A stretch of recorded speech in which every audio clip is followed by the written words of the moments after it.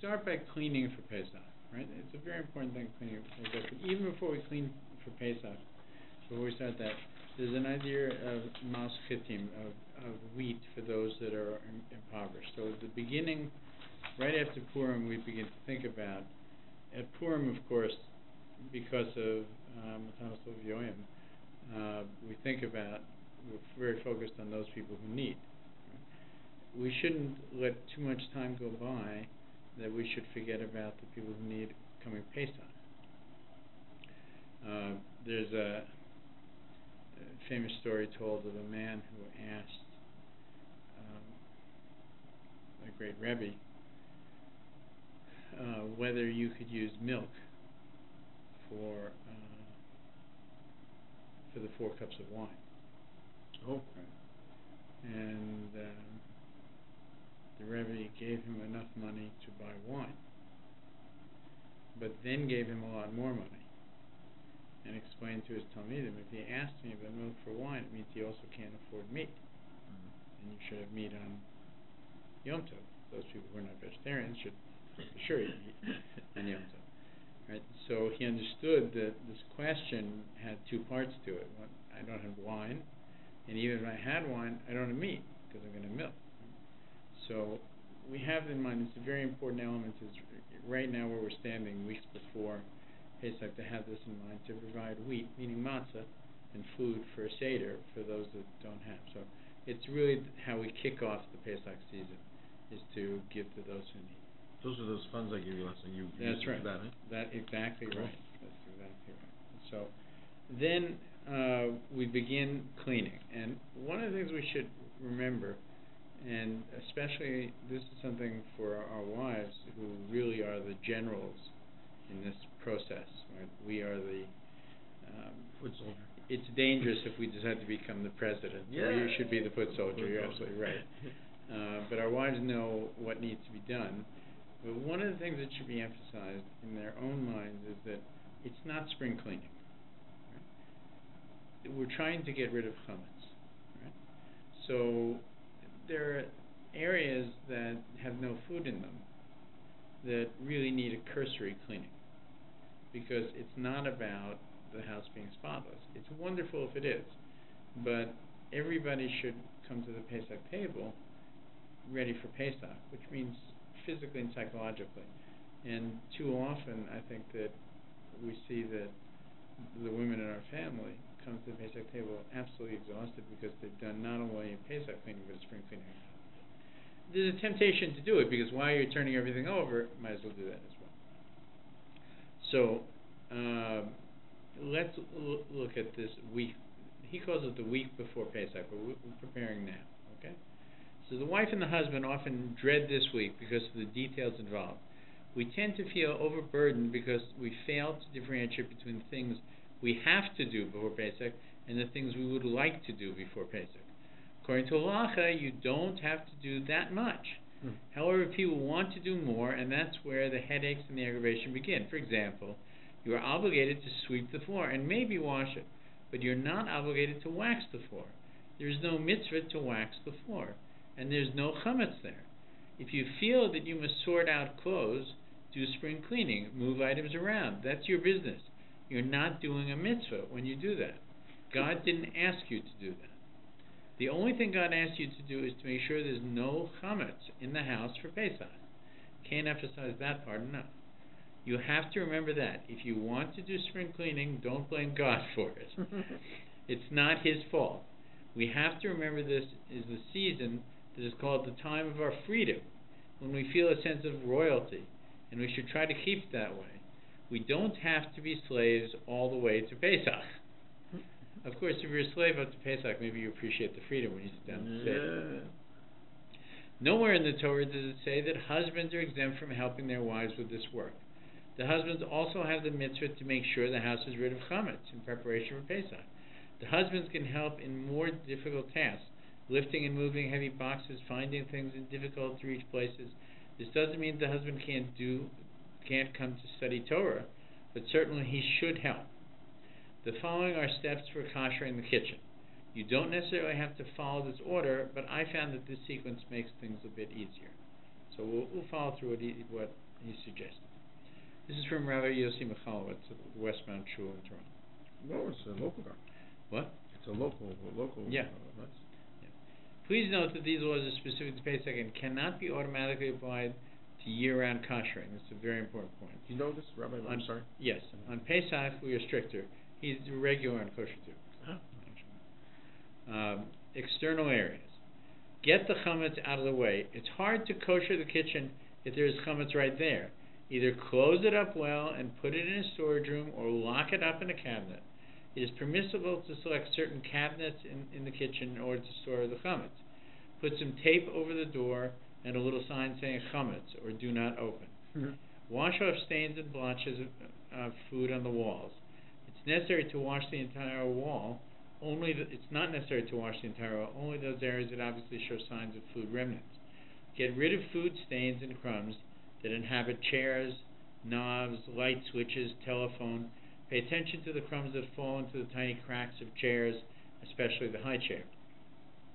So this is a very important point, is that there are many places where chametz can stick. Well, we want to do everything we can to get rid of chametz. So, first of all, in your own mind, you should be designating an area where you're going to put any chametz that you have to be sold, right? And we'll come to it later, but the idea of selling chametz is you don't possess it. It is a legal sale, both by halacha and in Ontario. And you'll see the form that Rabbi Korobkin the Bayit uses makes it very clear that the Gentile to whom it's sold has the right to enter your house and to take the chametz and to use it because it's been sold to him. Right? In fact, there's an interesting argument about if you have chametz in your freezer and you sell the freezer, right? So who should be paying the electrical bill on that freezer? Because it's his food, right? And you sold the food in there, right? It's a question. Also, in Ontario, there's a very serious issue of sales tax, GST, HST, a whole series of taxes that are incurred whenever you make a sale. In this case, we're selling before Pesach, and they're selling back to us after Pesach. So the government, and by the way, we're dealing with literally millions and millions of dollars of value, right? Some people sell their whole house. Really? You know, they go to Florida, they go to Israel, right? And they sell their house in advance, and they leave the key with the Rav, right? Because in case the Gentile wants to go live in their house for that week, he's welcome to, right? So when you're selling literally millions and millions, $100 million, let's say, of material, right? That's a very significant amount. That's millions of dollars of sales tax that is incurred in a legal sale. Why don't we have to pay that tax in both directions? We'll save that answer for another time. But you have to wonder about it. Yeah. It has been discussed with the governments of Ontario and Canada, and the sale is a legal sale. So that question should be answered before Pesach for our audience, and we'll get to it probably. So the emphasis here is getting rid of chametz. So one of the places that chametz sticks to, for instance, is people very often when they're on the phone eat, and when they're on the cell phone eat, right? So you should inspect the phone carefully, wherever there's a ridge on the phone, right? So let's look at my cell phone and see if there's a situation. Yes, I can feel it already. So, for instance, this cell phone right here, right, opens up. This is a very good hiding place. That could be chametz there. We're taking off there, a little bit there, right? Could be on the keyboard that there's chametz. This is covered with plastic, so I could just take the plastic off. Put the plastic on. You're too low below What? Your phone is below the frame. Below. Oh, okay. Right. So the keyboard here is covered with plastic. So we could just take the plastic off. Now we get rid of it. Put a new piece of plastic on, right? And we want to look in the back here. And all these places in between, blow it out, clean it, take a flashlight, look inside, make sure also here, any of the ridges, because very often people eat when they're on the phone, right? How much more so to say the kitchen phone, right? You don't necessarily have to take apart the kitchen phone, because of the danger you won't be able to look at that. But you should, maybe with a toothpick, go on the ridges to make sure that everything is cleaned out. With chairs, very often, couches are famous, right? Couches, sometimes you can find a whole meal in a couch, right? That somebody left behind, right? It's not terribly edible, and by the way, if something is not edible, it's not really considered chametz. We'll get to that later, but you should dispose of it if you can. One of the places very common where you'll find chametz, can you take your coat off here for a second, is on a chair, right? Here's the chair, right? So in this area here and along here, but also chametz sticks around here, right, in this area here. So you have to take the chairs and look very carefully at them to get rid of it. This is especially true in any cooking or dining area. Right? So those things. High chair. For those people who have children that eat with high chairs, you rarely have to pour boiling water on the high chair, since the food you serve a child is never over 110 degrees Fahrenheit. It's all over the place. Right. It's all over the place, but this is important. The question of this is that when we kosher things, right, we pour boiling water on them, right, in order to remove the flavor that could have gotten into the object, into the tabletop, by having something hot put on it. Right? But what is pointing out is that you never serve a child food that's over 110 degrees, right, because it would burn them, right? So we don't do that, right? So consequently, the taste doesn't transfer into the chair itself, right? It means that, so it says, normal parent never really gives a child really hot chametz. Therefore, you need to wash the high chair well, and also wash the toys that are hanging from the high chair. Nevertheless, if the high chair comes with a metal tray, or even a smooth wooden tray, you should pour boiling water over it. But nowadays, most of the high chairs come with plastic trays, and you can't kosher plastic. If you do use relative hot food, you can cover the tray with contact paper, one that is easy to remove afterwards, after washing the tray well. But if hot food has not come in contact with the tray, washing it thoroughly would be enough.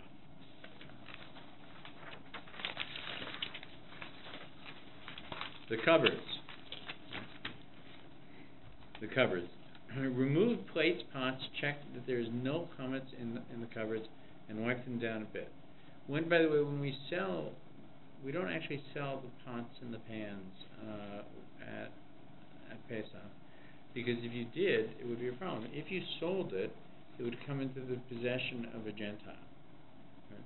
And then you would be buying it back from a Gentile. And we know that when we buy pots that are not produced by a Jew, we always toivel them in the mikveh. Right? This is an indication not so much of kashrus as it is of ownership. You're transferring ownership from a Gentile to a Jew, you're kosher. So now you're selling, comes Pesach, to the non-Jew, right? And you're buying back from him. If you did that with your kalim, right, you would have to minimally toivel. But we don't do that.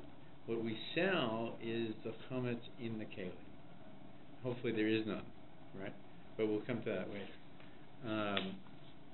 So we wipe the cupboards, wipe them down a bit. Messier cupboards, for example, the ones with spices, require better cleaning. You are not obligated to put shelf paper on the shelves. Most people do not put hot spaghetti in their cupboards. But if it makes you feel better, you may do so.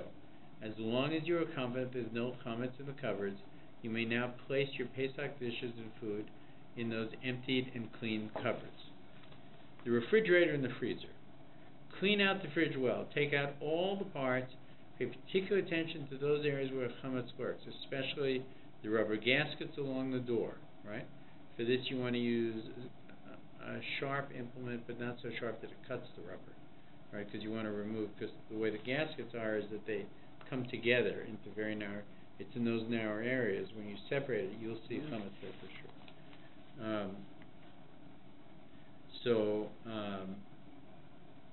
Especially the rubber gaskets along the door, for example, the vent holes in the freezer should be thoroughly vacuumed. Once the refrigerator and the freezer are squeaky clean, they need not be lined with any paper.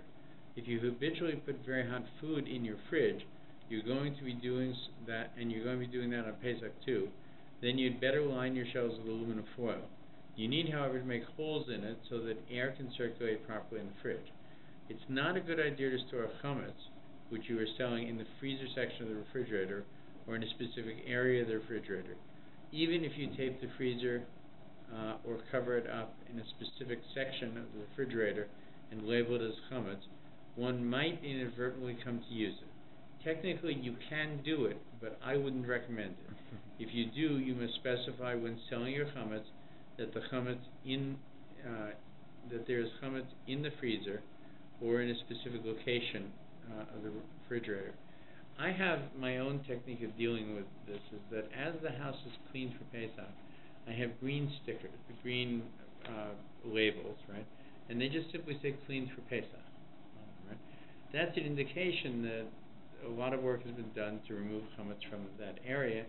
Don't anybody during the weeks before Pesach now get chametz close to it. It's marked clean for Pesach. I have another one that says sold for Pesach. I used to have radioactive signs around it, all kinds of it, but don't touch, dangerous chametz. I don't do that. I kind of moderate it a little bit to sold for Pesach, which means that if you're going to enter that area, you're stealing from somebody, right? So not only are you committing the crime of stealing, and also the avera of messing with your chametz that you shouldn't do. So it's good to have signs that say those two things. Right? You can make them on a computer either, printer if you want to. And for those people in the share, I'm happy to share the ones that I have with them. So that's the fridge. Also, where he says cover it with aluminum foil, in many Judaica stores this time of year, they actually have standard pieces of plastic that are porous that you can put on top of the racks of your fridge. Right? So instead of covering it with aluminum foil and puncturing it, you can cover it with this plastic. It's made for this purpose, and either it's porous or it's ventilated. I forget, but it's made for that purpose. I recommend it if you have any concern about it.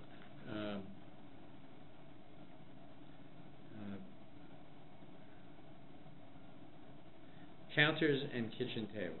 Okay, so for now, kosher only half the counter and table space, or leave the table for later and kosher only the counters.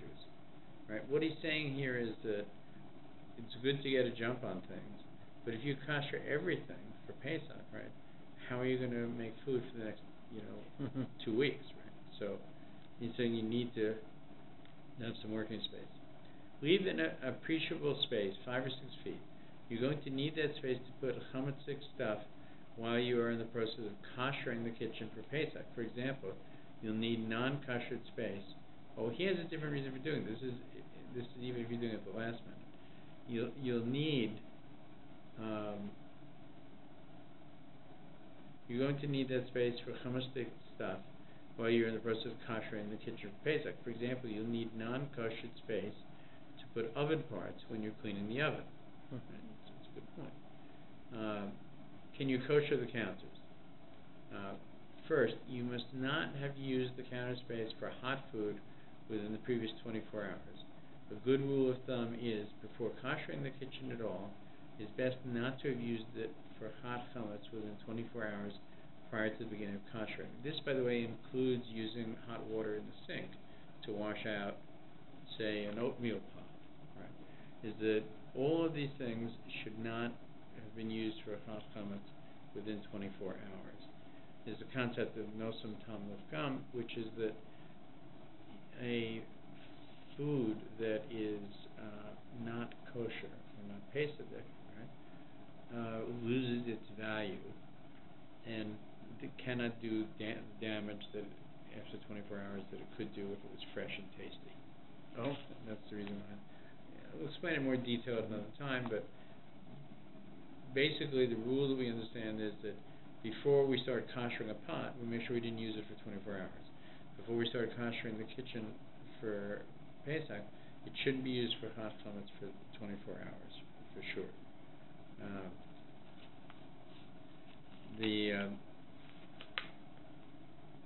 There must be a break of 24 hours between one. Okay, so where are we? It's best not to have used the hot chametz within 24 hours prior to the beginning of the koshering process. It is therefore recommended for a family to go out for dinner the night before the kitchen is koshered. You can't be cooking kosher for Pesach and chametz in the same kitchen. There must be a break of 24 hours between one and the other. Then you must clean the counters. If it is made of a material that can be kosher, take boiling water, preferably from a Passover kettle, but not necessarily a kettle. It may be from a pot. It is preferable to use an electric kettle, but not mandatory. The water must be boiling hot with bubbles to 212 giant bubbles or a screaming kettle. Then you quickly pour the boiling water over the entire surface. This will normally necessitate more than one pour from the pot or kettle. If the counter is made of material that is not kosherable, just clean it off and cover it with non-porous, non-tearing material. For example, thick, colorful plastic you can buy by the foot at Canadian Tire or Home Depot. Contact paper, corrugated thick plastic at all-time party goods. Linoleum or thin plastic squares on little rubber trivets. That's very good. We use them sometimes. Shelf paper, but it may not last too long, especially if you put hot things on it. The same coverings may be used on the table if the table is not kosherable. I've seen advertised in the past white plastic corrugated plastic countertops, 2 feet by 8 feet and 4 feet by 8 feet sizes. And he gives a phone number tomorrow you can call to get it. These are things that are used for framing pictures usually. It's very thin, it's usually white on both sides, and in between is like an M-shaped thing that aerates through it. This is quite a good thing to cut to fit your counters. The following types of tabletops or counters are kosher by pouring boiling water over them. Metal, if you live in an industrial plaza. Polished marble, if you're doing okay financially. Polished granite, pressed marble that's polished. Wood if it's smooth. If it's not smooth, it must be sanded down. Silestone, I don't know what it is, or fiberglass. If the surface has cracks or scratches, it cannot be kosher. All other materials, grooved marble, grooved granite, tumbled marble, sorrel, which has a marble look but is made out of plastic, corian, porcelain, silestone, granax, ceramic tile, wood that is not smooth, and good old-fashioned formica cannot be koshered and must be covered. All these have to be covered. Yeah. Pretty much almost everybody's covered. Well, you'll see when you go to houses, everybody's stuff is covered. Tables should be treated in the same way as countertops. Glass tables should be cleaned and covered if you're Ashkenazi. After these surfaces are well cleaned, it is preferable to put a plastic cover or a table pad on the table under the tablecloth. So you clean it, you put a surface down, then you put the table pad down. Did he say a glass table can be kosher? No, he's saying you should have the counter. Okay. Because you have a glass table in our dining room. Could you kosher a glass table? No, you should cover it. Okay. Yes. Not only are you Hagala or we've been introduction. Not only are you not allowed to eat chametz on Pesach, you're also not allowed to use containers or utensils that were previously used for chametz.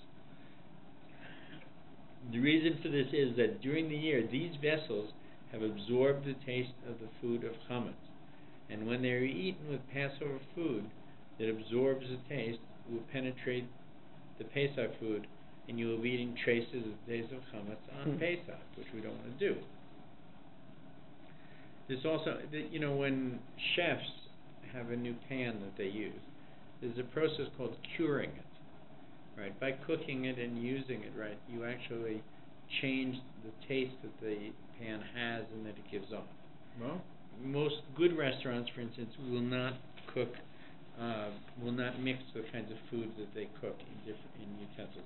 They'll have utensils for vegetables, utensils for fish, utensils for hot utensils, that is, for meat, right? Of course, dairy, because not because of kashrus. These are not kosher restaurants, but rather because they don't want to transfer taste, right? And that's our concern with the kashrus, is transferring taste. Right? In Pesach, there's an additional concern other than taste, and that is the actual ownership of it is an issue. We'll come to it.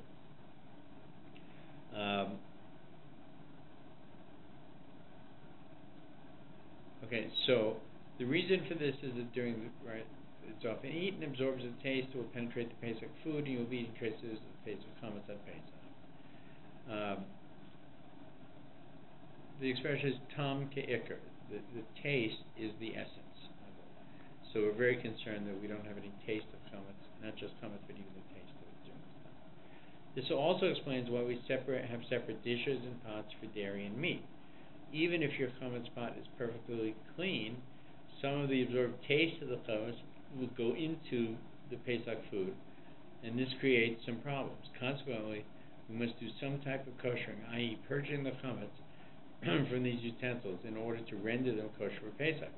If this is what we want to do, this includes not only pots, but also the stoves, ovens, sinks, and other cooking and eating utensils.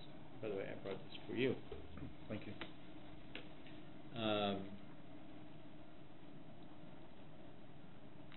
One of the things to be conscious of, I'm sure he'll come to it here, is that the top of the stove, where the burners are not, in some stoves, this is the white enamel, right, is never considered to be kosher. It's always considered to be treif. So you mustn't put anything hot on there for sure. And you should consider it to be a treif surface, because in most people's homes, both meat and milk at one time or another are cooked on the stovetop. And if hot meat and hot milk spill on an enamel surface, you can't actually kosher that. The enamel and pottery are things that can't be kosher. They're like food. So does that mean the stovetop can't be used to make any food? No, it means that the burners can be used, but you shouldn't put. This is, by the way, true during the whole year, not just in Pesach. You shouldn't take your pot, right? Let's say it's here, right, and it's sitting on the burner, and then take it and put it on the white surface between the burners. You should consider that white surface to be treif. Oh, right. Okay. In my case, in my oven, ours, we don't. There is no burners. It's right. We'll super talk about flat that. surfaces. That has its own issues. And we'll talk about it another time. Amen. But so that's a concern for people who have the white ceramic. That we consider that treif, and we consider it not too basic. So you'll see when you come into people's homes that very carefully they put aluminum foil around all the burners. Right. The burners themselves you kosher by burning them. Yeah. It burns everything. Okay. So generally, it is essential to have separate pots and dishes for silverware for Pesach. That's the easiest thing to do, but not necessarily the most economical. Therefore, you might want to kosher some of these utensils, e.g. your favorite pot, keeping in mind that certain conditions apply. Even if you don't intend to kosher your pots and pans, you still have to kosher the sink, the stove, and the oven. Right? The koshering of this halachic or halachic cleaning of utensils in order to render them perfectly fit for use on Pesach is called hechsher kelim, or hagalas kelim.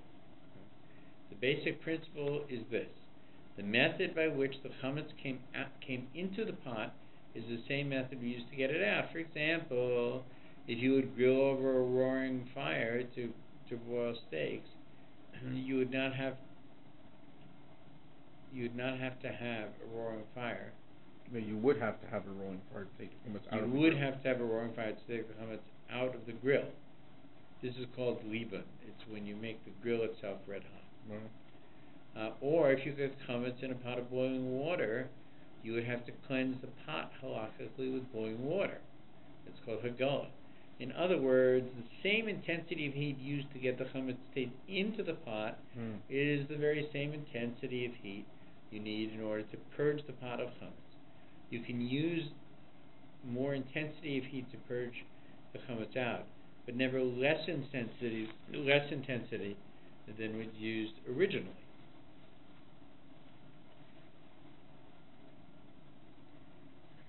There are different ways to go about the koshering process. You might need to resort to the maximum necessity of using a blowtorch, which we try to avoid, considering that Jews and blowtorches have not had a good history in the past. Or you may have a self-cleaning oven. You may need to pour boiling water over the utensils or put the utensils into boiling water. Different techniques and different degrees of heat are best suited for utensils. So, let me just see if he's going to come to. Just want to put the camera. Okay, I won't. Let's see what he says. So I won't add anything in, except to say I know a story of a very senior Rav in the community who was asked to kosher a Jewish community center kitchen. It was an older kitchen, and one of the concerns, a very big concern for chametz, is not actually the stove itself, but especially in industrial kitchens, there's a fan and a vent above the stove, and that fan and vent draws air out, but it also draws out anything that's been cooking on the stove that could fly out. If it flies up, it gets caught in the vent. So there's chametz in that venting area. It's a problem. What if it's caught in some fat, and when you heat up the food that you're cooking for Pesach, the fat drips back down into the food with chametz in it, you can't eat the food, right? Because during the rest of the year, if something like that would happen by mistake, and we know that it's less than 1/60th the quantity of the food, in most cases, we say it's still kosher. There are issues in detail we could talk about at a future time, but not right now, right? Because it's less than 1/60th. Bittel shish, less than, it's bittel under 60th. I can explain why another time. But Pesach, it's even a tiny bit can ruin the whole dish. No. Right? Not a 60th. Just you see a little of the chametz went into a boiling dish. That dish can't be eaten. You can't do anything with it. You can't sell it. You can't give it away. It's finished. Pesach. So we have to be careful. So he was decided, okay, I'll finish the stove, then I have to do the vent, of course, right? So he took his blowtorch and started to do the vent, not realizing that there's a tremendous amount of fat in the vent. So he set the vent on fire. Ooh! Right? There was a huge fire. They had to call the fire department. The kitchen was destroyed. It was more than kosher. It was destroyed. Right? He was questioned by the police. Some say that he was taken to the police station for arson. Right? And he's a very distinguished Rabbi. And then later on, of course, he didn't serve any time. And he did tell me that the community center did get a new kitchen at the end of it all. But one has to be very careful when you're dealing with blowtorches. What you're blowtorching. Yeah. Stovetop. Don't forget to clean under the stovetop. Most stovetops you can lift up. Yeah. And clean underneath, right? I'm sure that most of our wives know all about what we're about to read now, but it's worth our knowing it because maybe we can help. Sure. Please note that whatever I say for gas also applies to electric, with an added step for electric appliances. First, you have to clean everything. Use a strong cleaner like Easy Off. You haven't used the stove for 24 hours, and now you're ready to kosher. Right?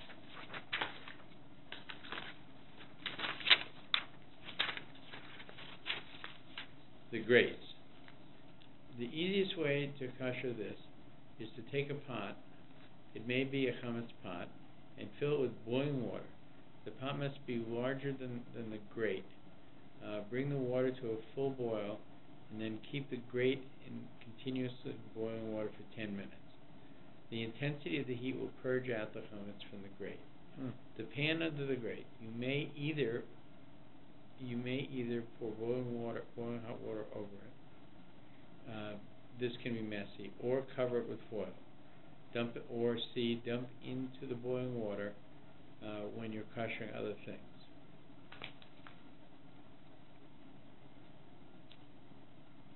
The stovetop, the area in between the burners. This is usually enamel, and therefore it cannot be koshered at all. because enamel is like food. It can't be kosher. They must be thoroughly cleaned and covered with heavy-duty aluminum foil. It is preferable to put 2 coverings of tin foil on, especially on the stovetop, because so much action is going on there, and it's invariably going to get rubbed off. Spending time doing this well and securing the foil in place, tape the edges of the foil to the countertop so it is sturdy.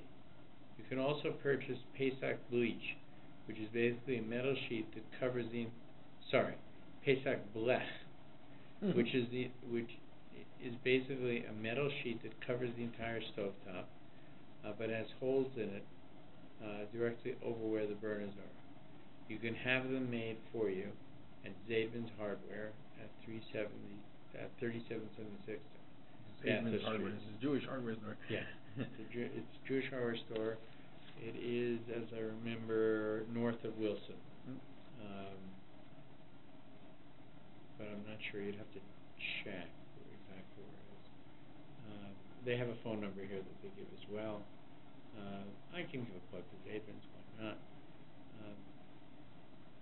Their number is 416-631-7718. If your stovetop is stainless steel, thoroughly clean, make sure you haven't used it for the last 24 hours prior to that, and pour boiling water over it. Okay, so now we hit a problem, right? One. And you can see it's a very big paragraph. Yeah. The glass top stoves. If you were to ask me, I would say the cheapest stove is the best to buy. There are stoves with whistles and bells that are almost impossible to use on Shabbos without desecrating Sabbath, unless you have a lot of money to buy a KitchenAid one with a Sabbath mode. Many people say it's not kosherable for Pesach unless you do all kinds of things that I guarantee will break the glass stovetop. If done the way they say to. In any case, the most lenient opinion I could find is that you have to clean the glass stovetop thoroughly after 24 hours of not being used, turn on all the burners to full blast for 15 to 20 minutes, and then pour boiling water over the whole surface. Other opinions say that you have to cover the whole surface with aluminum or tin foil, use a blowtorch, but that will most likely break the glass. The most practical opinion would require that you place a rock on all 4 corners of the stovetop, then put heavy-duty aluminum foil over the entire stovetop, resting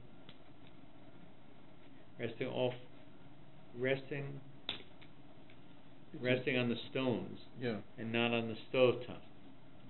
Turn all 4 burners to maximum heat. After a few minutes, put a wad of newspaper under the aluminum foil in the middle of the stove, in between the burners. Once the newspaper catches fire, the stovetop is kosher. Sounds exciting. Yeah. So they're going to have the fire department at my house. What? Well, it's a very big problem with the glass top stoves. There are some people who have glass top stoves who have a second kitchen for Pesach, and many people have a Pesach kitchen. We have a small one in the basement that we use. Oh my! Pesach kitchen there. Many people have a second stove down there that they use, and if they have a fancy stove upstairs, they have a very simple stove downstairs. It's easier to kosher the Pesach. In fact, it stays kosher, but I know it's a problem with everybody buys glass top stoves. Because it's just like no burners, right? It's like a flat. It looks like you can't even see them, right? It's just like a flat surface. But it's a problem. Yeah. The knobs. So the knobs should be cleaned and thrown into boiling water, or you can pour boiling water over them. It would be preferable to buy new knobs. That's what we have. We have Pesach knobs. So you take them off? Yeah, they just pop off and you put the Pesach ones on. Really? You have Pesach knobs? Yeah. Wow. You just get a set of them. You keep them every year for Pesach. Wow. Okay. The electric range. The lock is almost the same as for the above, but instead of grate, you have the burner. Put the element on red for 5 minutes, and the element is kosher. However, with these, you do have that nasty metal rim. You do have that nasty metal rim. You could cover the metal rim with aluminum foil, but that is very awkward. You could also put boiling water over it, but it can get quite messy. You can put it in hot boiling water, and you would like to put all of them in hot boiling water in one shift, but you can't, because you need one in place in order to boil the rest. It's interesting. Wait until everything is kosher before you cover the stovetop with aluminum foil. The hood over the oven. Clean it well. You may also want to remove the filter and clean that out. It depends on the proximity of the hood and to the stove. The higher the hood, the less difficult it is to clean. For practical purposes, this area should be cleaned before any other area of the stove. It doesn't fall down on it. Exactly. That's right. Gravity is our friend. That's right. That's right, because you've just cleaned the whole stove, now you clean the fan, and you get schmutz in the stove. Starting again. Warming drawers.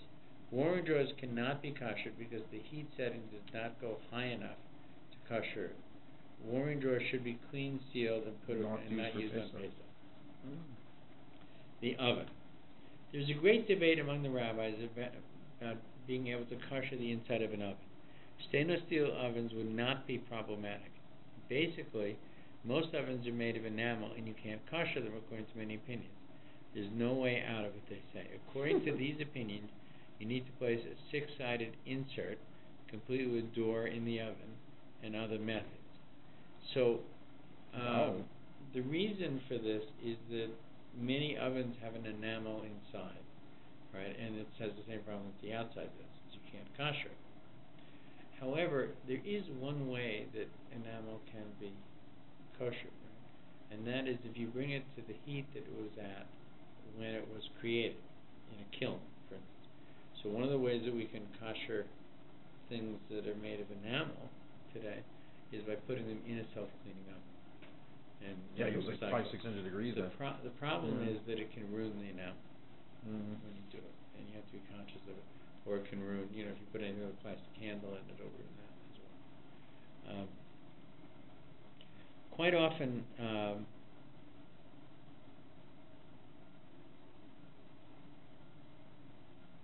don't know that hot, 900 degrees. You're starting the non-self-cleaning oven is much harder to work. The hotter it is to make Pesach, the cooler it's going to be. Okay, the non-self-cleaning oven is much harder to work. The hotter it is to make Pesach, the cooler it's going to be in the world to come, people say. I think he means the harder it is. The oven must be thoroughly cleaned, including the broiler. You must not use the oven for 24 hours. You then put the oven or broiler on the highest heat. So you clean it first, right, and then you don't use it. You put it on the highest heat setting for 1 hour, and then you can use the oven according to many opinions. This method is good for racks inside also. The broiler pan should not be used. Now, there are different opinions of this, right? The safest opinion I heard is that you bring it up to the highest heat for the length of time it would take to cook the biggest roast you cook all year, right? And then a little bit longer than that. So if the roast would take 3 hours to cook, for 3.5 hours, you would keep it at the highest heat.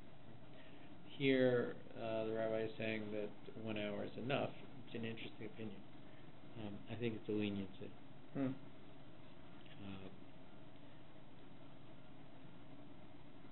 The self-cleaning oven. The self-cleaning oven, just put it on and let it work. You can't have you don't have to wait 24 hours prior to koshering it. It's 900 degrees. This is the only exception to the 24-hour rule. Some of these ovens do not clean the glass door properly. That should be cleaned well before starting the self-cleaning operation. The racks may change color if you put them in at the same time, but they are not harmed. So it's a good way to clean the racks as well. What you're doing is you're turning any chametz into dust, inedible dust at that point. Right? First, you're cleaning the oven anyway, right? Then you turn on self-cleaning, and before you turn on self-cleaning, you want to clean again where the window is of the stove. That's usually a rubber gasket or some kind of gasket. You need to be very careful in that area to clean that before you self-clean. Continuous cleaning ovens, convection ovens, and micro-convection ovens are not self-cleaning ovens, and they are treated like regular ovens. The microwave oven, do not use it for 24 hours. Clean it. Put water in a styrofoam cup and keep it in the amount of time necessary for vapor to fill the entire interior. And and it is kosher. However, for the turntable, the microwave, which may have had direct spills of hot chametz on it, you either clean it thoroughly and pour boiling water over it, or if it is a kosherable material, you cover it with some kind of paper or plastic, cover it, or replace it, or do without it. One may replace the turntable with a 1/4-inch styrofoam board. This applies to stainless steel lined microwave oven. It is questionable whether those lines of plastic, porcelain, or enamel can be kosher. Therefore,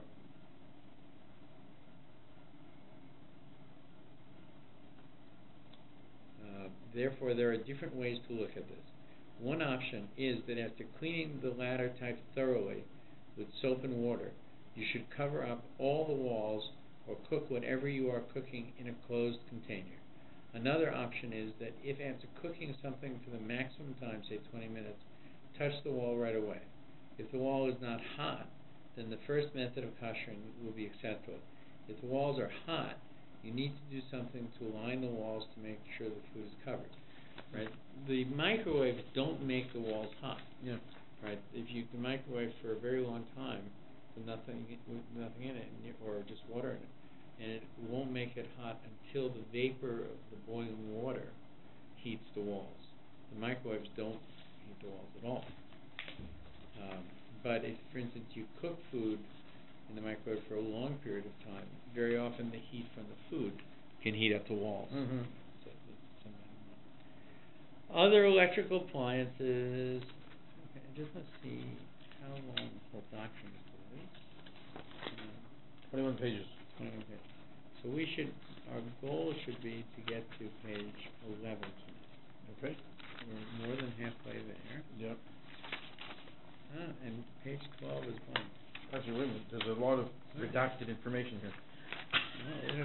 This is the KGB saw You this. ever saw like redacted when they put black lines over it? This came from the former Soviet Union, and you can see that these are codes that were used for Pesach cleaning, and that the security services did not want these things to be revealed to the public. Between now and the next time we meet with you, we will endeavor to find the deep meaning of the redacted in the sections. white lines between the black here, and we will reveal them to the audience at that time. That's it. For now, we'll be stopping at page 11 when we get to it, just before we get to the black pages.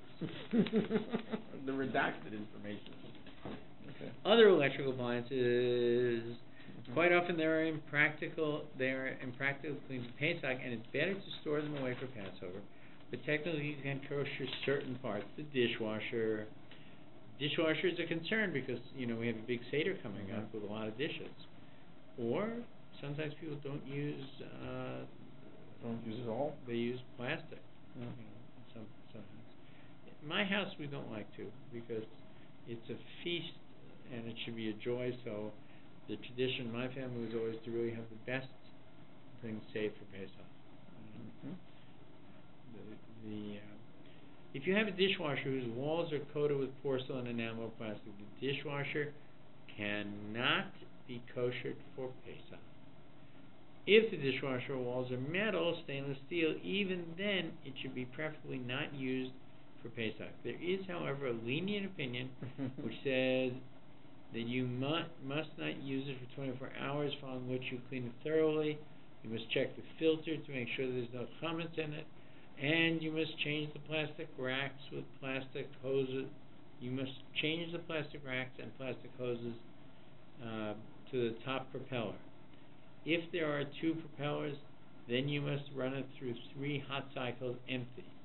That's a lenient opinion. What they're saying is that this is a time to wash dishes by hand. Don't use it. And it's a time when all members of the family should be able to help. They're enjoying the Seder, they should help enjoy the cleanup as the lady of the house directs it to be done. Hot water urn. It's assumed that only water has been used in the urn. Clean the urn thoroughly inside and out, the spigots, etc. fill it to the top with water, turn it on, and cause it to boil until the water bubbles. Cause a displacement of water so that the water overflows. You can do it by putting a hot rock, and some suggest inserting an immersion heater into the urn until the water boils. Open the spigot and let some hot water flow through. The urn is now ready for use. You can pour boiling hot water all around the walls of the entire urn. If you have a kettle, you don't want it. It's hard to kosher. If you have a kettle, it's better not to use it because it's difficult to kosher. This is true in many things. There's an expense. The good news is that it's really a one-time expense. If you buy, a Pesach kettle, if you buy a Pesach urn, then you put it away, store it with your Pesach things. Yeah, we change everything. It's ready. Yeah. It's best. It's easiest really to do it. It's going to have me moving all the stuff. I found that over the years we acquired everything we needed, so that we really have a fairly full kitchen, and just buy small additions year to year at this point. Or if something breaks, we have to update it, things like that. We'll get it. But it is an expense when you start originally, and sometimes you have to work harder because you're koshering things for Pesach, and there's more work to be done. But if you can use Pesach appliances, it helps a lot. It is a big expense for 8 days, but they're very important days. Coffee maker. Metal coffee makers that have brewed only unflavored pure coffee, clean thoroughly, replaced with new or pasted thick glass carafe, new filters.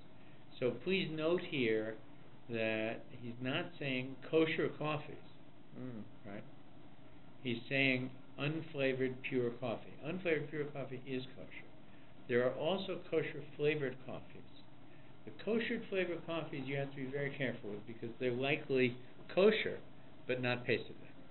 And they've put into the coffee maker not a unkosher flavor, heaven forbid, but a chametz stick flavor, and that will come out into your coffee. Even if you just use completely pasted coffee, it will come out into your coffee, and you'll be, Tom Kick, you'll be tasting the chametz, which you shouldn't do.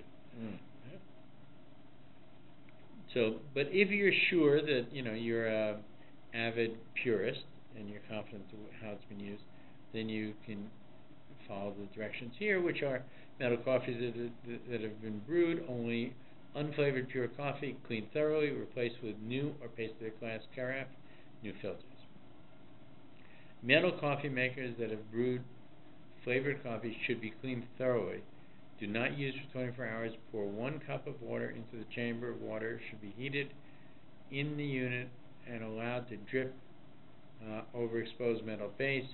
Place the new plastic filter holder, new filters, and new pasted glass carafes. Plastic coffee makers should not be kosher. He's saying you can do it, but it's so hot. I guess I would be hesitant to do it. But you're also basically replacing everything except the engine itself. Food processor and blender. Food invariably gets inside the motor casing, so it needs to be thoroughly cleaned. It's a really good idea if you can to buy maybe a slightly less expensive food processor for Pesach. Because remember, during Pesach, you can't use electricity during the Hag itself, the last 4 days, the first 4 days. But you can, I shouldn't say you can't use electricity, but you can't turn things on and off. But since you're cooking, right, there are many things you need in order to cook. And those things are getting hot, and it's best to have them for Pesach, set aside for Pesach. Also, Chol Moed, there's a lot of preparation for the final days going on. In that situation, you want to, you may want to have a full set of utensils the person can use, plus the cooking before Pesach should be done, obviously with Pesach utensils. Food processor and blender. Food invariably gets inside the motor casing, so it needs to be thoroughly cleaned. Many people say that you need a new bowl and blades for the top. If it has only been used for fruits, vegetables, fish, meat, etc., then you can kosher the bowl and the blades. If these parts are plastic, you need to get new ones. By the way, it's very hard to be sure that they've only been used for those things. You have to be very knowledgeable, unless you have a specific policy that says, we never use chametz in this utensil, right? Because we're worried about it for Pesach. So we have a policy that's never used. We have a blender that we're going to use on Pesach all year long. We're careful not to ever use it with anything that is chametz. No soy milk, no nothing. Well, soy milk's not chametz. I'm exaggerating. It's kidneys. Knife sharpeners should be replaced. This is because a knife is used to cut, and the sharpness of the knife itself can impart flavor into the knife sharpener. We said has to be replaced because it creates a certain heat in cutting and retains flavor. Knives do, and consequently the sharpener does. Water cooler. Clean the spouts thoroughly. Do not clean any part of the cooler with vinegar. Preferably pour boiling water over the spouts. Put a new water bottle on the top. The question of cleaning with vinegar is an important issue all the time. Why? Because vinegar in Hebrew is chametz. Right? And of course, vinegar is usually made through a leavening process, through a fermenting process. That's what it's made. So you can't use vinegar to clean, with one exception. There is such a thing as vinegar that is kosher with Pesach. Right? Kosher Pesach vinegar? Yeah, and kosher Pesach chametz. Right? And the reason it is that it's artificial vinegar. It's not made. It's not real vinegar, right? But it tastes like vinegar and it functions like vinegar, and it's not bad for cleaning. But you have to be very careful to be getting that kind of vinegar when you're doing it. Otherwise, you're actually putting chametz all over the house.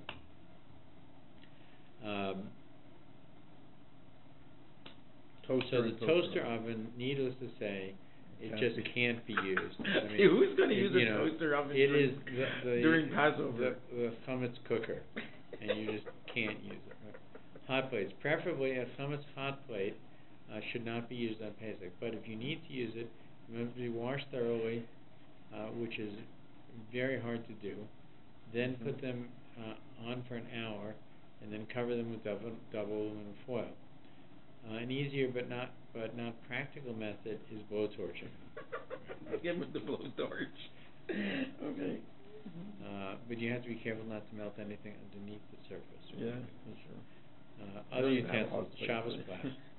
Sheet metal used to cover the range on Shabbos. As there is too much chametz cooked into it, cannot be kosher. You should just buy a new one. Pesach.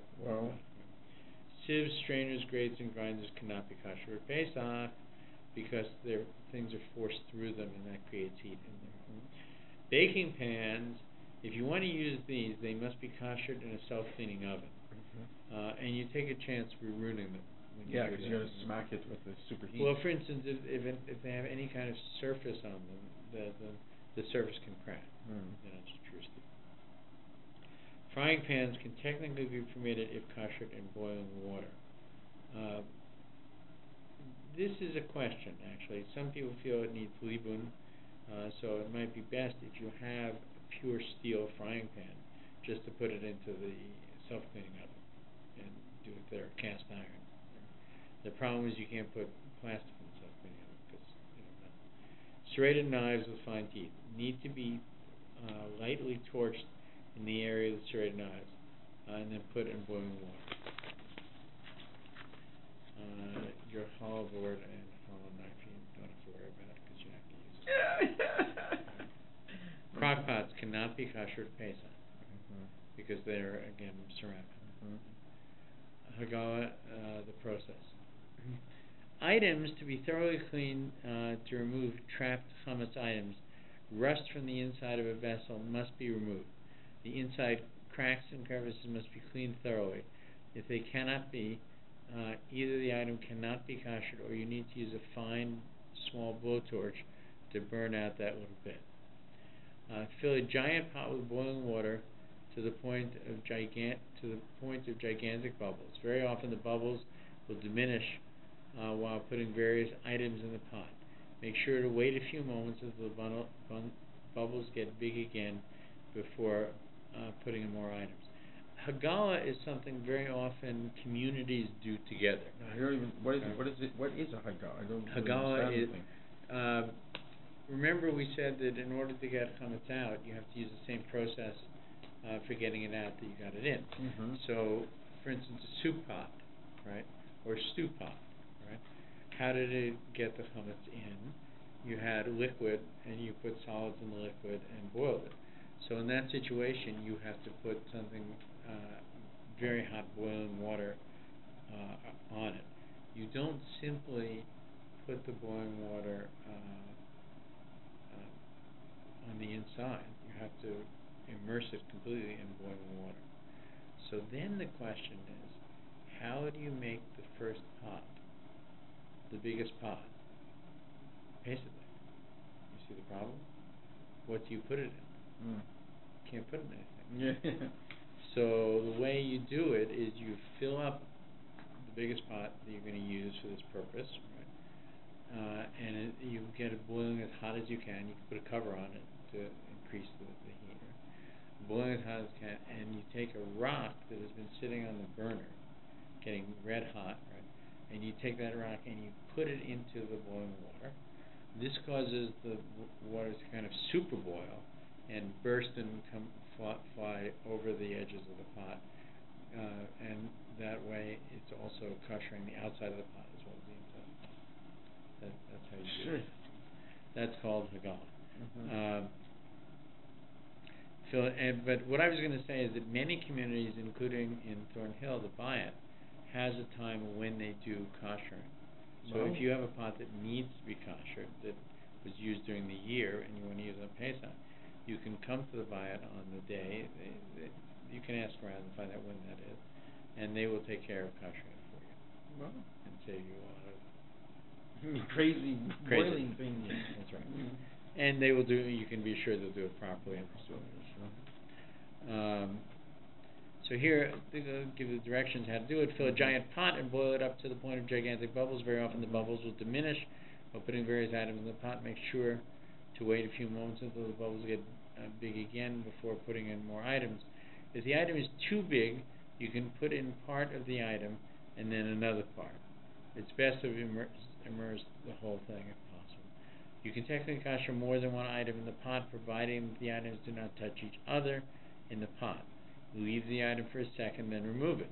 The custom is to rinse the item with cold water afterwards.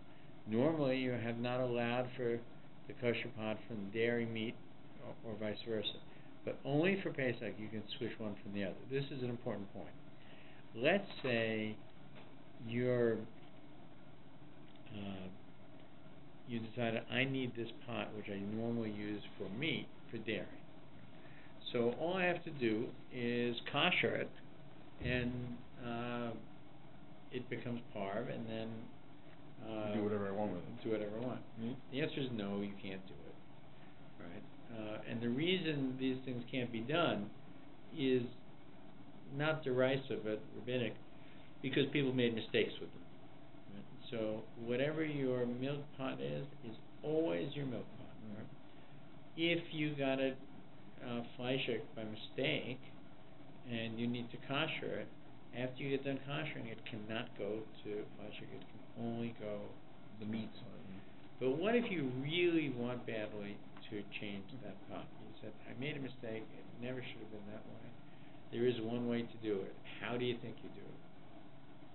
I don't know. Pesach.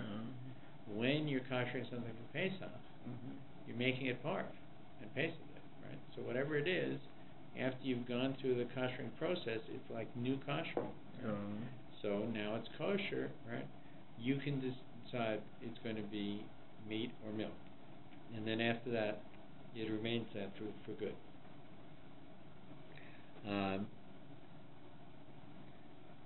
Normally, you're not allowed to kosher a pot from dairy to meat or vice versa, but only for Passover you can switch from one to the other. What kind of pot do you use? Either a kosher Pesach or a chametz pot. either kosher Pesach pot or a chametz pot. What? How can you do that? You can use either one. If you use a chametz pot, first clean the pot well and then kosher it. Fill it to the top of the water. Heat the water to boiling hot. If you're not going to use it for Pesach, technically it is still a pot you can now use to kosher items in. If you use a Pesach pot, you just boil the water and put in the items. But after koshering all the items, you have to rekosher the pot because there may have been some touching of the pot by non-Pesach utensils at the top of the rim of the pot. If you decide to use the chametz pot, step A, for Pesach, you also have to rekosher it. To rekosher the pots in both A and B, fill them with water and boil, and then you have to displace the water so that it overflows the sides by doing the following. Heat a rock in the oven, or you can put it on a burner, but it's a little more dangerous than actually on a burner because some rocks can explode. Remove the rock, throw it in the pot. The water will overflow. Technically, you can take a small kosher pot and quickly boil it in the water. Quickly push it in the water, it will overflow. If you have enough water boiling really hard, the water will overflow on all sides. So if you can get enough water in the pot and then get it to boil hard enough, it will overflow. When koshering pots and pans, please remember to kosher the handles by removing all chametz particles that may be stuck between the handle and the pot, and either pouring boiling water over the handle or by putting the handle in boiling water. So this is a very important thing because it's a very common place where things get stuck in the handles. Remember that the items have to be in the pot for a few seconds only, but you have to decide how you are putting these items in. The easiest way is to use tongs to put them in, but if you're holding the item with tongs, the hot water will not reach the area you are holding. Therefore, release the tongs for a nanosecond and quickly close it. If the item falls, you must reach in with the tongs and pull it out. So, by the way, this is also important for mikvah. When you had to let go of Josiah, and you had to be every single millimeter. That's right. Exactly. That was exactly the point. And mikvah is the same situation. Is that you're immersing 100% of the object, right? So whether it's a person going to the mikvah, ladies going to the mikvah will, for instance, take off nail polish. That there should be a separation between the water and their nails, because they want to cover themselves completely. When you go to the mikveh with your kalim, with your pots, right? It's easy to hold the handle of the pot and dip it in the mikveh. The problem is the handle hasn't been dipped in the mikveh because you're holding it. Right? So you have to, after you've done it with the handle, right? Then you have to turn it upside down and put it back in with the handle first. Or if you're holding, say, a round pot, while it's in the mikveh, you kind of twist it like this, spin it a little bit, so that the water can get on all sides, not just where you're holding it.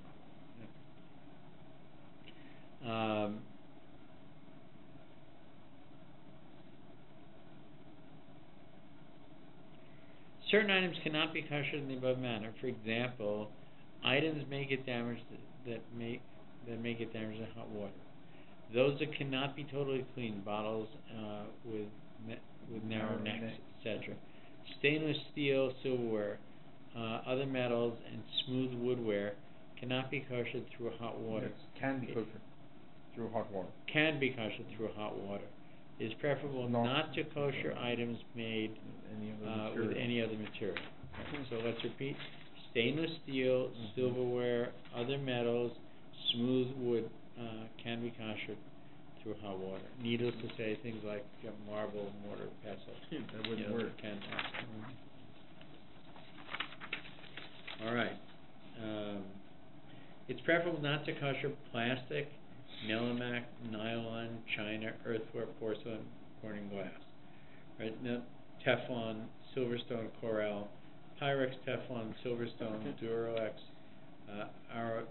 Arcoloc.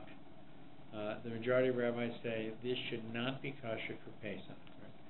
So, for instance, you might ask, Pyrex and Corningware, it's one of the questions, right? Is these are glass.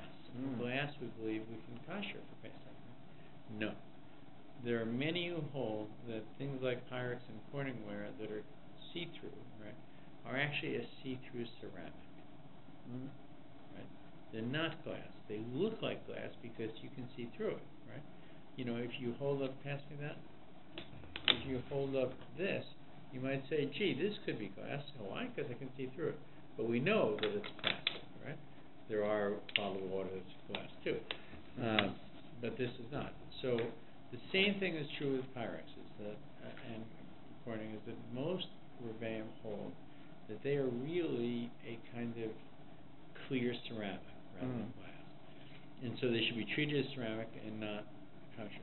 The problems with things like silverstone finishes and Corningware is that you're not really koshering the pot. You're koshering the plastic coater. That you can't really succeed at doing, as a concern. Okay. However, if it is an extreme hardship for you to buy many new things, there are lenient opinions that allow the items, with the exception of plastic, to be kosher, provided that you put them in boiling water 3 times instead of once. It is a very lenient opinion, as much prefer not to use them. It would be more preferable when these above items have not been used for a full year. Duralex Arclock, however, can be koshered in the regular way. Dentures and bite plates. It is best not to use them for 24 hours. This is very important for people with dentures and bite plates before Pesach, and then put them in boiling hot water. If they will not be damaged. If the process will damage them, then clean them thoroughly. For braces, it's best not to get a dental cleaning. It's best to get a dental cleaning before Pesach. Otherwise, carefully clean them with a toothbrush and the water pick. Buy new toothbrushes for Pesach. Very important. You should buy new toothbrushes and also get Pesach toothpaste. Right? Because it goes in your mouth. That's also true with mouthwash, a number of things. Glassware. During the year, although we are much more lenient with koshering with glassware, nevertheless, Ashkenazim are more stringent regarding glassware on Pesach only. Their minhag custom is to treat glass as if it were china and earthenware, and therefore not kosherable for Pesach. However, if it is extreme hardship, you cannot afford to buy new glassware, there's an interesting way you can kosher glassware that is used primarily for cold food or drink. You could conceivably put it in boiling water, but most likely the glass will crack. Fine goblets, fine wine goblets, i.e. fine wine goblets. A better method is the 72-hour method. 72 hours, 3 days. So you have to start far enough in advance, and Pesach is on top of you. You submerge all these items in cold water, and the water covers every part of the glass. Every 24 hours, you change the water for 3 days. They can be used for Pesach. Sephardim simply wash the glass well. It must not have been used for 24 hours before, and then use it. Whiskey cups and bottles can generally not be kosher Pesach unless you boil them in soapy water to completely remove every trace of the odor. By the way, there are those people who hold, I hold this way, that although glass can be kosher in a situation, glass that has held chametz in it for long periods of time should not be used. For instance, a whiskey bottle. A whiskey bottle that held chametz, could have held it for 20 years, right? You can't get rid of that taste. It will be in the glass, and we hold that it's a danger. Why bother? So, best not to use it and sell it. The sink, very important. Why is the sink so important? Because it's one of the areas where we use very hot water, so it cooks it. There are stainless steel sinks and enamel or similar sinks. Only stainless steel sinks are kosherable. Very important. If the sink is not kosherable, you must clean thoroughly, cover it. You must buy a plastic insert and do all the washing in that tub. For stainless steel sink, the following procedure is used to kosher it for Pesach.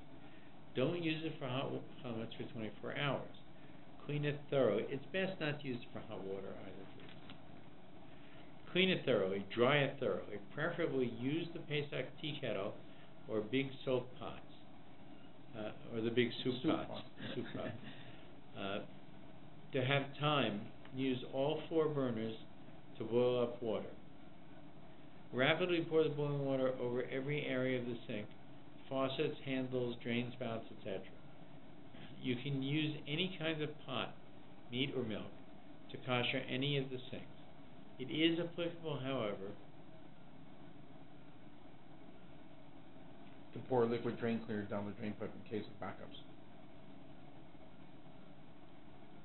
Number 7. It is advisable to pour liquid drain cleaner. It's advisable to pour liquid drain cleaner down the drain pipe in case of backups. And also, one of the advantages of this is that anything that's down there that's comestible becomes inedible, right, which is a good thing too. Although one should always be careful with liquid drain cleaner because it can damage. Run the hot water faucet at the hottest temperatures for a few seconds. Plastic drain covers with strainers cannot be koshered and should preferably be replaced or at least covered with aluminum foil. A metal one can be koshered by pouring boiling hot water over it or by putting hot water or boiling water in it. We just get at the dollar store. You get new ones. Okay, we're coming to the end here. There are some stricter opinions that require moving around a boiling hot stone over the entire bottom surface of the sink. Plastic vegetable sprayer and the like that is next to the sink cannot be koshered or used on Pesach. It is preferable to cover it over Pesach. No, don't use it. Plastic vegetable sprayer. That's like one of those pull out and it's a nozzle and you shoot. Right. Draining racks should be replaced. Right, drying racks. You should have ones that are special for Pesach. When they use the phrase replaced, right, what they're saying is use Pesach versions of it. Yeah. So you can use the same drying rack year after year after year as long as you only use it for Pesach. Yeah, Debbie replaces everything. Yeah. All the stuff I take away, put it away, and then put all the new stuff out. I suspected your Rebbetzin would know all this stuff, but it's good for you to know it too. Yeah. Back to the counters. Wait a second. Towels and tablecloths. Towels and tablecloths. Wash them in the washing machine. Do not use starch. Right, very important. Why? What's starch made from? What is it made of? It's usually made from pumice. Oh. Okay. Which is, by the way, is you shouldn't get your shirts done with starch too prior to Pesach. But the tablecloths are most important because why? We eat off them. And anything that's close to our food becomes more and more a consciousness for us. Like napkin rings and jewelry. Kosher them in boiling hot water. Now back to the counters. Right? Now you can finish the kitchen by koshering or covering the remaining counters, tables in the kitchen. New items, metal or glass, must be taken to the mikveh before Pesach. Garbage. Take out the garbage and the vacuum cleaning bag. This is very important. For Monday, April 18th. Well, this is over. No, this is prior to the day before Pesach. And you get the time for each community as to when it is you have to get rid of all your chametz. At that point, your very important. Your vacuum cleaner bag should be empty too. It's filled with chametz. We're going to do that burning like we did last year. We have to bring the... Yeah, you come to the bayit. Yeah, we have to go to the bayit. Right, and this is the time. Before this time, all these things must be done. We're going to talk about this in more detail as we get closer to it. But there's a time when you can't eat chametz anymore on the day of Erev Pesach, and there's a time when you can't own it anymore. So you have to complete the burning as well. And we'll talk about the search for it, the nullification of it, the burning. Yeah, as we go forward. So wash take out the garbage and vacuum the cleaner bag. Wash the garbage can and the dustbin. Since there's chametz in the garbage, one may not have chametz in one's property. One should either take the garbage out to the edge of your property and let it sit there until the city takes your garbage, or take your garbage to a local dumpster. Many shuls organize special drop-off of garbage at the shul for a fee or a nominal fee by noon on Monday. They also, our city usually has dumpsters put aside at Garnet Williams just for that purpose. It's a kindness they do for our community. And they go through dumpster after dumpster. It's like a factory of dumpsters moving in and out. Sure. Brooms and mops. Either wash the broom up thoroughly or buy a new one that's better. The latter is preferable. Conclusion. All the kosher and preparations for Pesach must be done before the morning, and we'll give you the exact time, usually around 12 o'clock of Erev Pesach. Note, if you have any further questions, you should call your own shul rabbi. Last page. Do you have any questions? No, everything's great. It's clear? Okay. I have to go over this with Debbie. Actually, the last page we won't go over today. This is the sale of the phone. This is the sale of chametz, right? But you should read through it before next week. And anybody is appointing, has one. Right. We're going to sell it to Rabbi Bernstein. Right. Rabbi Bernstein becomes your agent. Yeah. I think Rabbi Bernstein usually makes the Rav his agent. Yeah. And the Rav takes care of it. Because we've already told us we're selling the chametz. Used to be that they used to sell it to John's at John's No Frills. Oh, I guess he was the guy who they sold it to. He understood the process, and he was trained in the process of doing it. Technically, when you said someone sells a house and all that kind of stuff, they're officially selling it to them. Absolutely. So we're obviously selling to someone that's very trustworthy, could technically claim it. Yeah, you are selling to someone who's trustworthy, and there are dangers involved with it. We're recording still. What? Recording. Yeah. Is there ever been an situation where someone? I think there have. So I want your house. Thank you. Goodbye. I think leave. there was a case. I'm not sure of this, but I think there was a case in Europe. I think the Rav who did the sale died during Pesach. Oh my! And nobody knew exactly who to buy back from, or the person wouldn't sell it back to anybody but the Rav. So he actually continued to own it, and it was a big problem that had to be resolved. Oh my! But so we've talked a great deal about the most important area of the house, which is really the kitchen, the dining room, the cooking utensils, because why? That's where all the chametz is, and that's where all the food that you can eat on Pesach is. So really the vast majority of your time in preparing for Pesach is done in those areas. Places, for instance, like the bathroom. Okay, so you clean it, you mop the floor, right? Where'd the chametz come from there? Okay, maybe you used an oatmeal shampoo, right? It's not an edible chametz. You do a cleaning of it, but you don't have to make yourself crazy.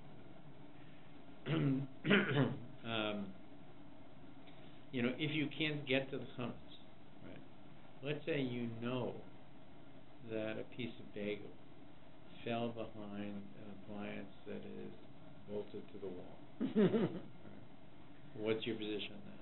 You can leave it there. When you nullify the chametz, right, it becomes like the dust of the earth. It's best to do everything we can. There's a story that the Alter Rabbi, when he first spent his first Pesach in Mezrich, right beside the Maggid, that he had a one-room apartment that he lived in, and that he was up all night searching for chametz in that one. In the one room? He was checking every crack of the floor. Wow. Being very meticulous about it. Sure. And it's not a silly thing. We should do it. We want to get the chametz out of our lives, right? Well, that's what's in the Torah. You're not supposed to have any. That's right. And we'll talk more about the significance of what chametz is and the difference between matzah and chametz. It's something to have a big consciousness of. It's not simply coincidence that we ended up eating matzah on Pesach. There's a very good reason for it, and it should affect us both internally and externally. So all we're talking about now is the preparation that we should be ready for Pesach, right? We can talk about more at our next session. If you have any questions, don't hesitate to ask me. Or the best yet is because minhagim change from community to community. Halacha doesn't, but minhagim does. So make sure that you check with your own Rav about the chumras of your community. Pesach is very often about chumras, about stringencies, and you want to work within those stringencies. So this has been the first stage of this conversation. We will continue it at our next